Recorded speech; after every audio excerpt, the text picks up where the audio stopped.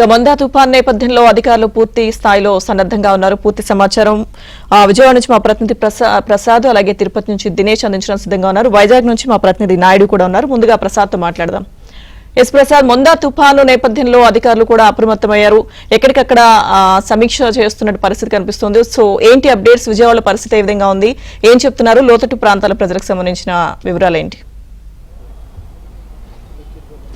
లక్ష్మీదుర్గ మెంతా తుఫాను ప్రభావం ఈసారి భారీగా ఉంటుందని ఇప్పటికే వాతావరణ శాఖ హెచ్చరించిన నేపథ్యంలో అధికార యంత్రాంగం అప్రమత్తమైంది. ఇటు కాకినాడ నుంచి ప్రారంభమయ్యే తుఫాన్ ప్రభావం కోస్తా రాయలసీమ వరకు కూడా ఉంటుందని ఇప్పటికే అధికార యంత్రాంగం కూడా పూర్తిస్థాయిలో సన్నద్ధమవుతా ఉంది.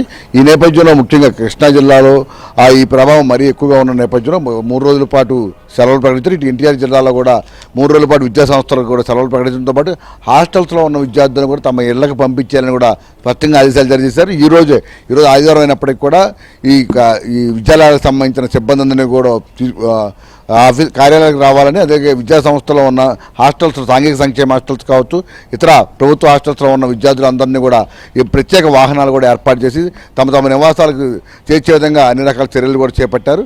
ఇక రేపటి నుంచి కూడా ఈ తుఫాన్ ప్రభావం భారీగా ఉంటున్న నేపథ్యంలో అన్ని విధాలా కూడా ఎదుర్కొనేందుకు, అదేవిధంగా ప్రజలు ఎటువంటి ఇబ్బంది పడకుండా అన్ని రకాల చర్యలు తీసుకున్నట్టు కూడా అధికార యంత్రాంగం ప్రకటించింది. ముఖ్యంగా ఉన్నత స్థాయిలో ముఖ్యమంత్రి చంద్రబాబు నాయుడు ఇప్పటికీ టెలికాన్ఫరెన్స్ నిర్వహించి నేరుగా ఆయా జిల్లాల కలెక్టర్లతో కూడా ఆయన మాట్లాడటం జరిగింది.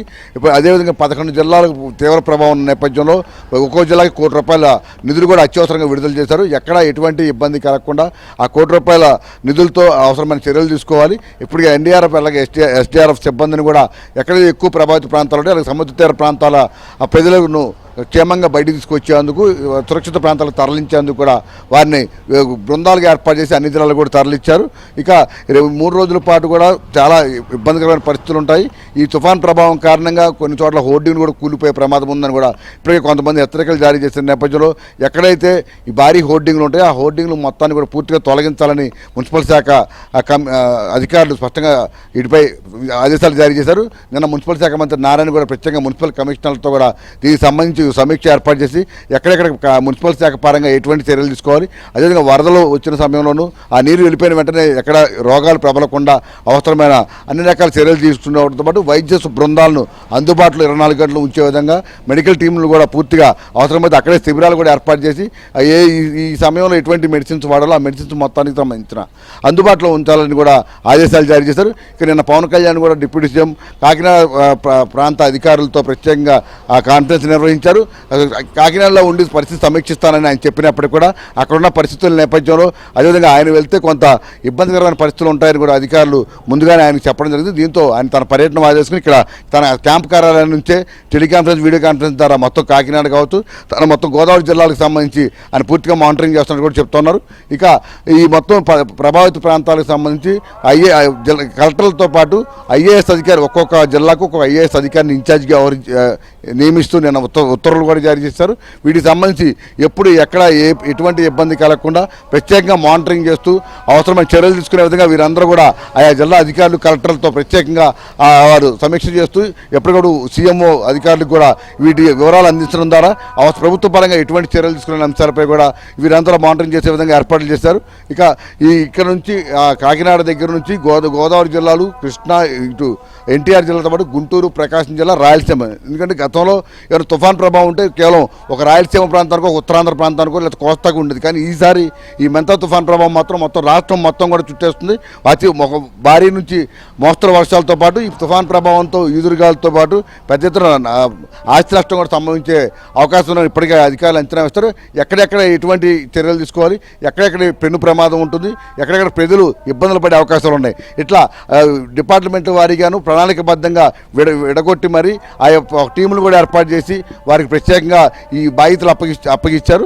వీరందరూ కూడా ఈ రోజు నుంచి పూర్తి స్థాయిలో ఈ తుఫాన్ ప్రభావం పూర్తిగా తగ్గిపోయే వరకు అందరూ అన్ని శాఖల అధికారులు సమన్వయంతో పనిచేసే విధంగా ప్రత్యేక కంట్రోల్ రూమ్లు కూడా ఏర్పాటు చేశారు. ప్రజలు కూడా అవసరమైన సురక్షిత ప్రాంతాలకు వెళ్ళాలని, ఎక్కడ ఎటువంటి అవసరం వచ్చినా ఆ ప్రాంతాల్లో ఉన్న అధికారులకు కావచ్చు కంట్రోల్ రూమ్కి సమాచారం అందించాలని కూడా చెప్తున్నారు. ఏదైనా 4 రోజులు సోమ, మంగళ, బుధ, గురు ఈ 4 రోజుల పాటు ప్రభుత్వ పరంగా ఎన్ని చర్యలు తీసుకున్నా ప్రజలు కూడా స్వీయ నియంత్రణ, స్వీయ జాగ్రత్తలు పాటించాలని ప్రభుత్వం స్పష్టం చేస్తుంది. ఈ మెంతా తుఫాన్ ప్రభావం భారీగా ఉన్న నేపథ్యంలో అందరూ కూడా అప్రమత్తంగా ఉండాలని సూచిస్తూ ఉంది. ఇక ప్రజలు కూడా అత్యవసరమైతేనే బయటికి రావాలని కూడా సూచిస్తూ ఉన్న పరిస్థితి కనిపిస్తూ ఉంది. ఏదైనా కూడా ఈ 4 రోజుల పాటు ఉన్నస్తారు ముఖ్యమంత్రి చంద్రబాబు కూడా ఈరోజు మరి కాసేపట్లో అమరావతికి బయలుదేరుతున్నారు హైదరాబాద్ నుంచి. రేపటి నుంచి మొత్తం ఆయన ఇక్కడ కంట్రోల్ రూమ్లోనే ఉండి మానిటరింగ్ చేస్తామని కూడా చెప్పిన పరిస్థితి. అవసరమైతే నిధులకు కావచ్చు, లేకపోతే అక్కడ ఏర్పాట్లు కావచ్చు, ఎక్కడ ఎటువంటి ఇబ్బంది కలగకుండా అన్ని రకాల చర్యలు తీసుకోవాలి. ప్రభుత్వ పరంగా నిధులు ఎంత ఖర్చు పెట్టినా అదేవిధంగా అధికారులు కూడా పూర్తి సమన్వయంతో వ్యవహరించాలి. ఎక్కడ ఎటువంటి ఇబ్బంది వస్తున్న సీఎంకు సమాచారం ఇస్తే తాము వెంటనే ఎటువంటి చర్యలు కావాలన్నా లేకపోతే ఎటువంటి ఫండింగ్ కావాలని కూడా వెంటనే ఇస్తామని కూడా ఇప్పటికే సీఎం చెప్పడం జరిగింది. ఏదైనా ఈ 4 రోజుల పాటు అప్రమత్తంగా ఉండేది అధికార యంత్రాంగం అయితే అన్ని విధాల చర్యలు తీసుకున్నట్టు కూడా చెప్తుంది. దానికి సంబంధించి ప్రభుత్వం కూడా ఇప్పటి నుంచి ప్రతిరోజు మానిటరింగ్ చేస్తూ అవసరమైన సలహాలు సూచనలు ఇస్తూ అవసరమైన చర్యలు తీసుకునే విధంగా అధికార యంత్రాంగాన్ని అయితే మొత్తం క్షేత్రస్థాయిలో ఆయా బృందాలుగా కూడా ఏర్పాటు చేసి వారికి అక్కడే ఆ టీంలు కూడా ఉంచే విధంగా చర్యలు తీసుకోవడం ప్రస్తుతం జరుగుతోంది. రేపటి నుంచి పూర్తిగా ఈ తుఫాను ప్రభావం సంబంధించి అందరూ కూడా 24 గంటలు విధుల్లోనే ఉంటారు. Lakshmi Durga. Right, thank you.